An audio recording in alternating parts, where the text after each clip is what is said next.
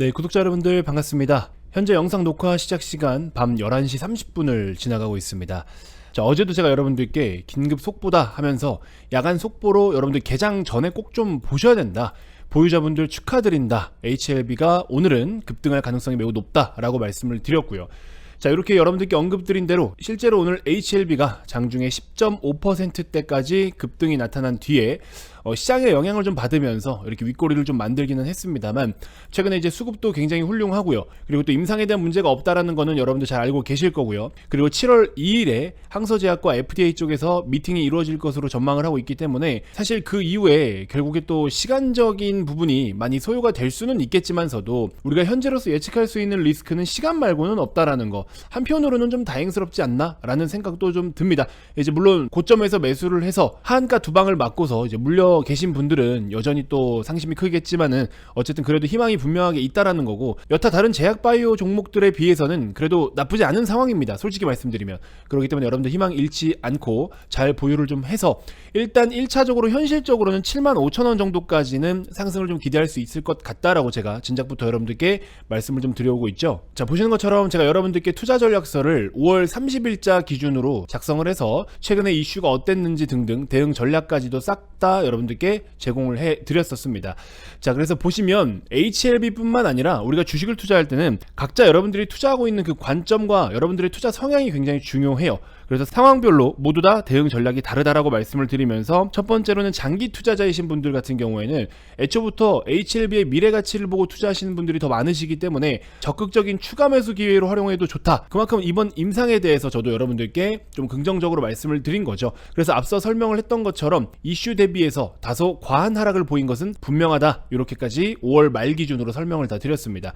약물에는 문제가 없어 보이기 때문에 그대로 관점을 유지하는 것이 옳다고 판단이 된다. 그리고 밑에 보시면은 상황별 대응 전략, 또 고점에 물린 투자자, FDA 발표 기대감으로 인해서 쫓아서 매수를 좀 하셨다가 물리신 분들 보시면은 추가 매수를 하시고 나서 평단이 75,000원 정도까지 맞춰줄 수 있으면 그러면 추가 매수를 해도 좋다라고 여러분들께 말씀을 드렸죠. 자, 이렇게 진작에 여러분들께 뷰를 다 언급을 드렸고, 바로 어제 같은 경우에도 보시는 것처럼 새벽에 파월 의장만 조용하면 된다, 야간 속보 해가지고 설명을 좀 드린 내용들이 있습니다. 자, 지금부터 이제 HLB 여러분들 어떤 부분들을 좀 놓고 보셔야 되냐. 기존에 제가 보내드린 리포트에도 내용이 나와 있지만, 작성일 기준으로 했을 때는 일단 아스코 행사는 재료가 다 소멸이 됐고요. 그러면 그 뒤에는 이제 매크로에 대한 변동을 좀 구분해서 보셔야 된다.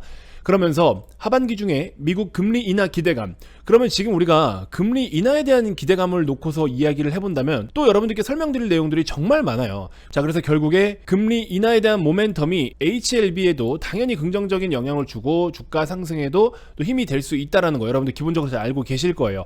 자, 근데 이제 우리가 조금만 더 나아가서 이렇게 누구나 아는 내용 말고 한 계단만 들어가서 좀 더 생각을 해보자라는 거죠. 어쨌든 HLB 신약에 대해서는 문제 없다라는 거 여러분들 알고 계시죠? 그래서 더 이상 신약에 대한 부분들은 얘기하지 않을게요. 회사 측에서도 뭐 새로운 내용을 아직까지 발표를 하고 있는 것들이 없기 때문에 여기에 대해서는 더 이상 언급을 하지 않도록 하겠습니다. 하지만 우리가 좀 더 추가적으로 알아야 되는 것들은 뭐냐면, 지금부터는 이제 시장, 시황, 매크로에 대해서 여러분들이 좀 고민하실 필요가 있다라는 겁니다. 어제도 설명을 드렸지만 일단 CPI 잘 나왔고요. 그리고서 이제 야간에 있었던 FOMC 회의에서도 파월 의장이 연내에 그래도 1회 정도 금리 인하를 할 여지는 있다라는 식으로 이야기를 했어요. 그러면 금리를 인하한다라는 것은 물론 대부분 많은 섹터 그리고 거시 경제에 긍정적인 영향이 될 수는 있겠지만, 주식의 관점으로 놓고 봤을 때는 대표적으로 제약바이오, 인터넷 플랫폼, 2차전지 같은 성장주라든지, 그 다음에 이제 파이낸스를 좀 많이 이용하고 있는 뭐 건설업 같은 것들이나 뭐 풍력, 수주 등등 이런 것들도 영향 다 받잖아요. 금리에 대한 영향. 그래서 정말 많은 섹터에 영향을 주는데, 근데 이제 미국 기준으로 국채금리 떨어졌다, 뭐 금리 인하에 대한 기대감이 좀 더 확대된다, 이런 내용만 나오면 바로바로 즉각적으로 움직이는 게 제약바이오, 인터넷 플랫폼, 2차전지 이런 종목들이에요. 자, 그래서 HLB도 제약바이오잖아요 결국에는. 그래서 우리가 시황, 매크로적인 측면을 꼭 좀 함께 살펴봐야 되는데, 제가 딱 5가지만 심플하게 정리를 해드리고 이 영상을 빠르게 마무리를 해보도록 하겠습니다. 자, 끝까지 한번 시청을 좀 해주시고요. 자, 자, 그리고 화면 왼쪽에 보이시는 것처럼 이러한 내용이라면 사실 HLB도 우리가 긍정적으로 봐야 되겠지만 좀 전에 말씀드린 뭐 2차전지 관련된 종목들이라든지 그 외에도 몇몇 섹터나 몇몇 종목들 지금 여러분들 꼭 좀 매수를 해야 될 종목들이 있습니다. 최근에 제가 문자를 좀 발송을 해드리고 있는데 기존처럼 이렇게 리포트로 작성을 해드리니까 내용들을 보고 또 이해하는 게 어렵다라고 하시는 분들이 많으시더라고요. 그래서 그냥 문자로 어떤 종목, A 종목 얼마에 어떻게 비중해서 사세요, 분할매수 얼마, 손절가 얼마, 이것만 그냥 전략만 딱 말씀을 드릴게요. 아마 이렇게 드려도 매매를 안 하시는 분들이 분명히 계실 텐데 제가 지금 드릴 이 종목은요, 매매 안 하시면 100% 후회하실 겁니다. 자, 그래서 지금부터 설명드릴 이 5가지는 HLB뿐만 아니라 우리나라 시장에 전체적으로 긍정적인 요소가 되기는 될 텐데 그 중에서 우선적으로 주가가 좀 빠르게 움직일 수 있는 것들, 그런 종목들을 편입을 좀 하셔야 되거든요. 그래서 어렵게 리포트 말고 바로 여러분들이 편입 가능하실 수 있게끔 제가 문자로 보내드리도록 할 테니까 김 대표 개인 번호 010-6644-3303으로 숫자 8 한 글자만 보내주시면 되겠습니다. 넉넉 잡고 다음 주 월요일 화요일까지도 편입할 수 있게끔 제가 가격적인 전략을 좀 여유롭게 준비해서 보내드리도록 할게요.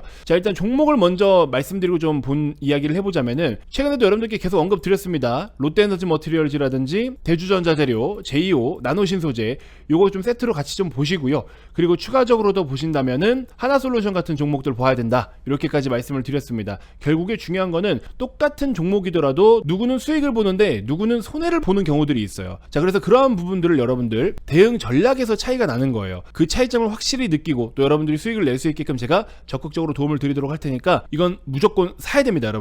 여러분들이 투자하고 계신 비중에 5% 10%라도 한 번씩 좀 매수를 해보시길 권해드리고요. 자, 일단 녹화 시간은 아직 제가 6월 13일이니까 6월 14일 내일 금요일 같은 경우에는 여러분들 두산 로보틱스를 한번 관심을 가져보셔도 좋을 것 같습니다. 단기간에 지금 바닥에서부터 대량 거래 장대 양봉을 발생하면서 오늘 거래가 감소되는 음봉으로 마무리가 됐는데 수급적인 측면에서도 나쁘지가 않고요. 최근에 로봇주들의 움직임이 심상치가 않습니다. 그래서 이거 단기 관점으로 접근을 좀 해보셔도 되는데 85,000원 느긋하게 편안하게 1차 매수하시고 빠지면 더 산다라는 느낌으로 보시면 될 것 같아요. 그래서 심플하게 그냥 접근하셔도 된다. 그래서 두산 로보틱스 같은 경우에도 단기 트레이딩 관점으로 접근을 좀 해보시면 수익이 좀 가능하실 것 같다, 이렇게 말씀을 드리면서 5가지 내용 빠르게 언급드리고 마무리해 보도록 할게요. 자, 일단은 첫 번째로 우리나라 한국 같은 경우에는요, 우리 한국 기업들이 지금 최근에 수출이 굉장히 좋죠. 화장품도 잘 팔아, 반도체도 잘 팔아, 전력 설비 인프라 변압기, 구리 전선 케이블부터 방산 무기부터 조선도 수주 꽉 차, 음식료 식료품 쪽도 지금 뭐 김밥부터 만두, 냉동식품, 아이스크림 진짜 골고루 잘 팔아요.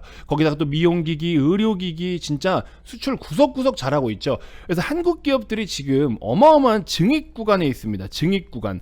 이제 두 번째로는 한국 기업들이 수출을 잘하는데 뭐 당연히 제품도 잘 만들고 기술력도 좋고 가성비도 좋고 이런 거 다 인정. 근데 이제 외국인들 입장에서 우리나라 제품을 구입할 때 아무래도 달러가 비싸고 원화가 싸면은 상대적으로 원화가 저렴하니까 구매력이 좀 더 높아질 수가 있겠죠. 우리 원달러 환율 기준으로 했을 때 1370원대에서 80원대를 지금 머무른 지 꽤 오래됐습니다. 몇 달 됐어요. 이런 상황이 계속 지속되고 있다 보니 고환율이라는 거는 달러가 강세고요, 원화가 약세죠. 자, 그렇기 때문에 우리나라 제품들을 수입하는 국가들에게는 당연히 저렴하게 구입을 할 수 있기 때문에 우리나라 기업들은 좀 더 많은 제품들을 다량으로 판매를 할 수가 있게 되죠.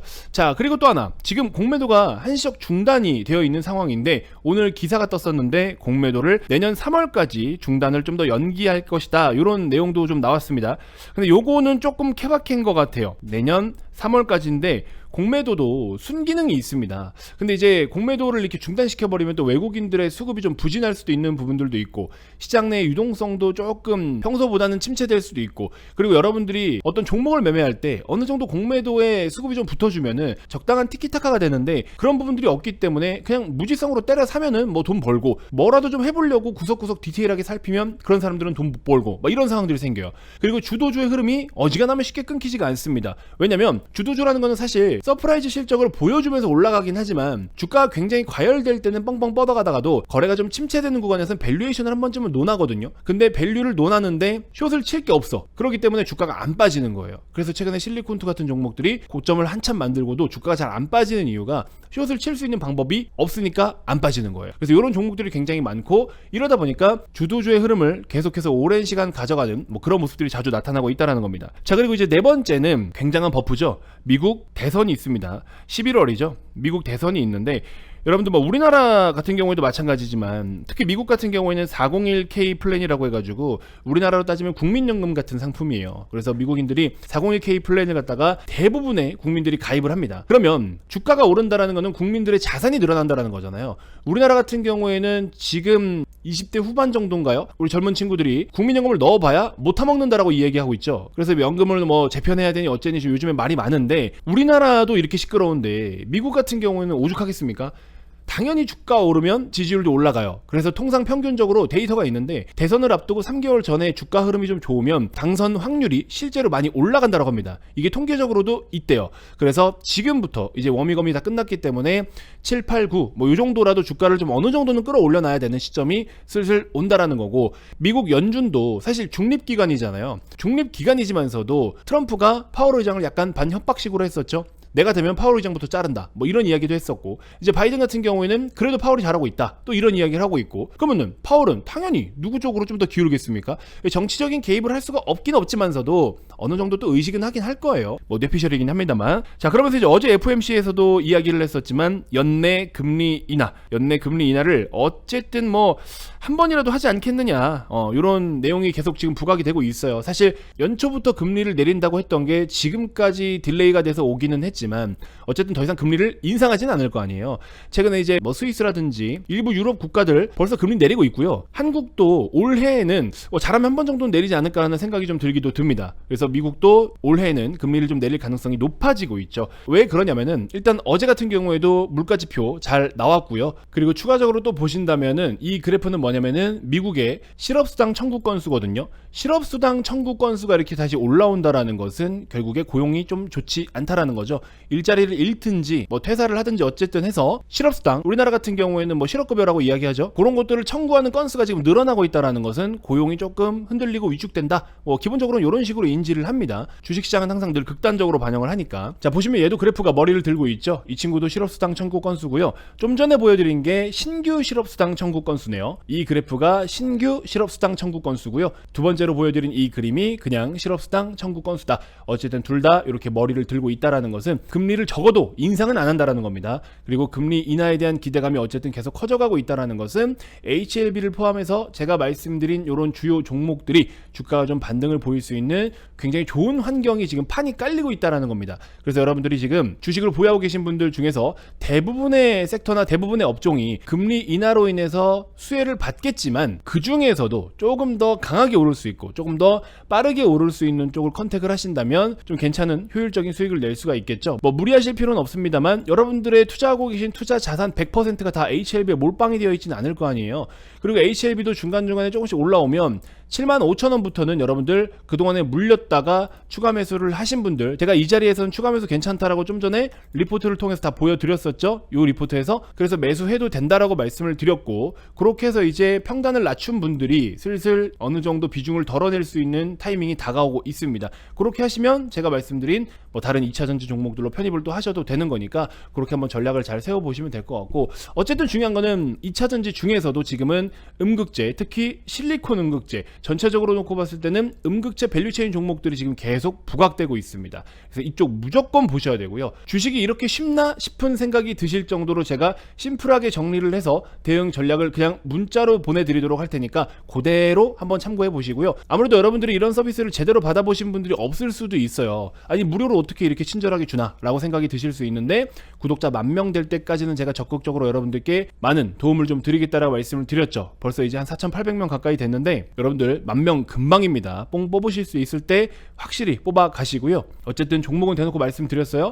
대주전자, 나노신소재, 제이오, 롯데에너지 머티리얼즈, 내일 단타 치실 분들은 두산로보틱스, 그 다음에 조금 끌고 가려면 하나솔루션, 이렇게만 보셔라. 어쨌든 이 종목들에 대한 대응 전략을 제가 여러분들께 100% 무료로, 그리고 또 문자로 쉽게 보시라고 문자로 보내드리도록 할 테니까 24시간 언제든 상관없습니다. 김대표 개인 번호로 문자로 숫자 8 한 글자만 보내주시면 여러분들 매매에서 좀 돈을 버실 수 있을 그런 종목들 소개를 좀 해드리도록 하겠습니다. 지금 좀 전에 말씀드린 이 5가지만 놓고 보더라도 돈 벌 수 있는 환경이 이렇게 깔렸는데 지금 뭐 미국 시장으로 넘어가서 투자를 하니 어쩌네 뭐 이런 소리들을 하시는데요. 여러분들 한국 시장에서 지금 더 많은 수익을 낼 수 있습니다. 어디 가지 마시고요. 꼭대기에 있는 엔비디아 같은 종목 살 생각하지 마시고요. 엔비디아를 진작에 안 샀다라는 거는 여러분들의 투자 레벨을 대신 대변해주는 소리입니다. 뭐 꼭 그걸 사야 되는 건 아니지만서도 지금 살 생각 하신 분들은 반성하셔야 되는 거죠.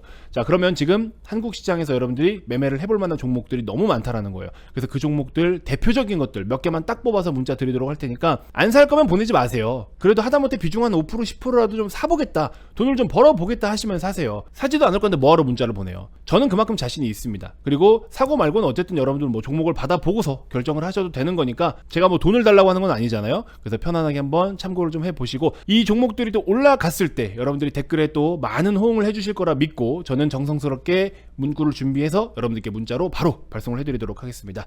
자, 이번 영상 이렇게 해서 마무리하도록 하겠고요. HLB 개별 악재는 없으니까 거시적인 측면에서 또 매크로에 영향을 줄 수 있을 만한 내용들과 시황에 집중을 하면서 좋은 긍정적인 주가 흐름을 기대를 해보자, 이렇게 말씀드리면서 이번 영상 마무리해 보도록 하겠습니다. 고맙습니다.